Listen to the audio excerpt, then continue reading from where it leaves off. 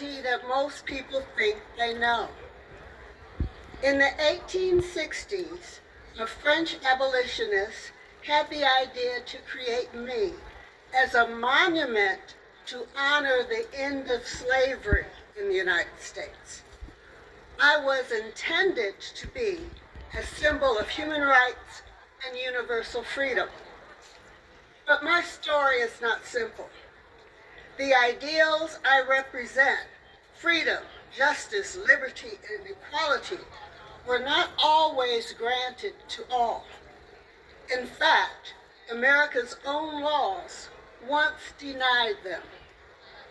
Back in 1776, when our nation was created, the founding fathers allowed human trafficking and the enslavement of African people for profit. In 1790, the government passed the first Naturalization Act, granting citizenship only to free white persons.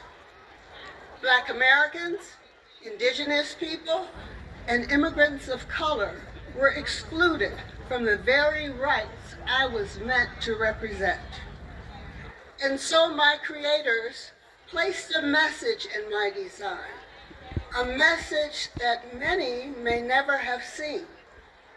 Originally, I held broken chains in my hand, raised high to proclaim the end of slavery. But America was not ready for that truth. The chain was lowered and put on my feet. Today, I step forward over those broken chains that are so often overlooked. I carry the torch of freedom, yes, but also the memory of bondage. I stand as a reminder that liberty must be protected and expanded and made real for all. And so, I now give my voice to a man who spoke the truth to a nation, celebrating freedom while millions remained unfree. I give my voice to Frederick Douglass, who on July 5th, 1852, delivered one of his most famous speeches. What to the slave is the 4th of July?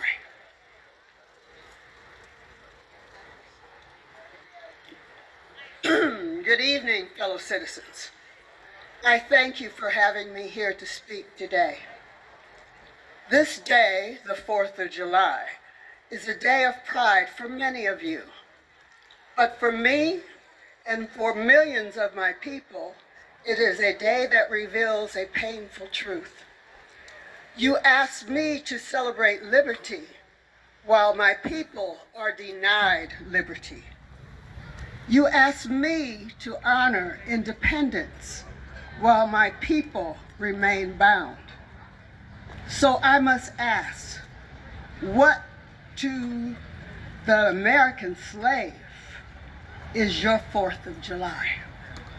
My answer, it is a day that reveals the injustice and cruelty of a nation that still holds human beings as property. Your fathers fought bravely against tyranny. They declared that all men are created equal. I honor their courage. But the blessings you celebrate here today are not yet shared by all. The 4th of July is yours, not mine. You may rejoice, but I must mourn. You celebrate freedom, but the slave sees only the auction block, the whip, the slave camps, the cries of families separated and torn apart.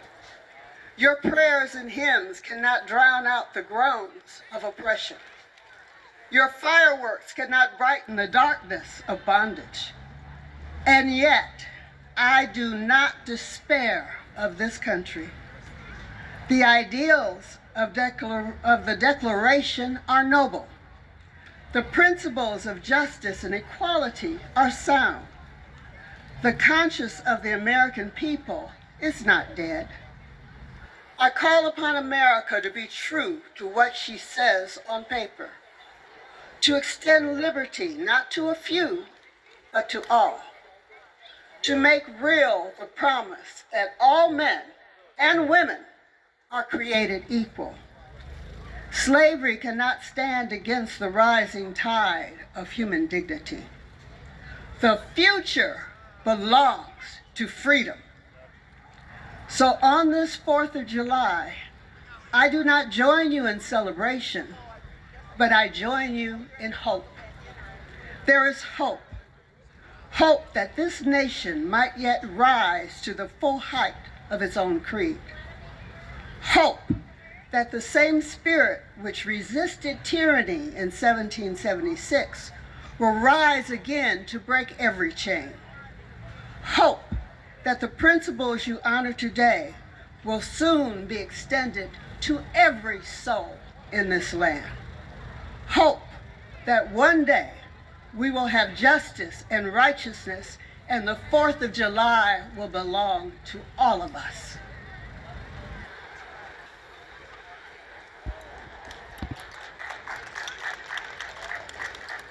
I'm Liberty, I'm back. His words still echo through the stones beneath my feet. For more than a century, I have stood watch over the harbor, holding my torch against the darkness. But it's voice like his that give light to the true meaning. The broken chains at my feet are not relics.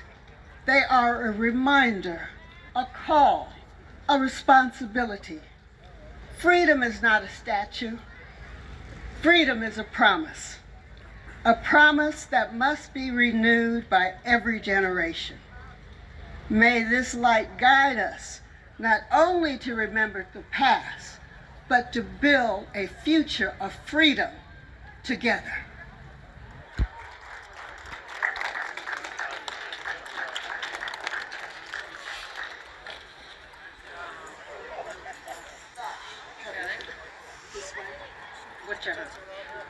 Thank you very much, Statue of Liberty and Frederick Douglass.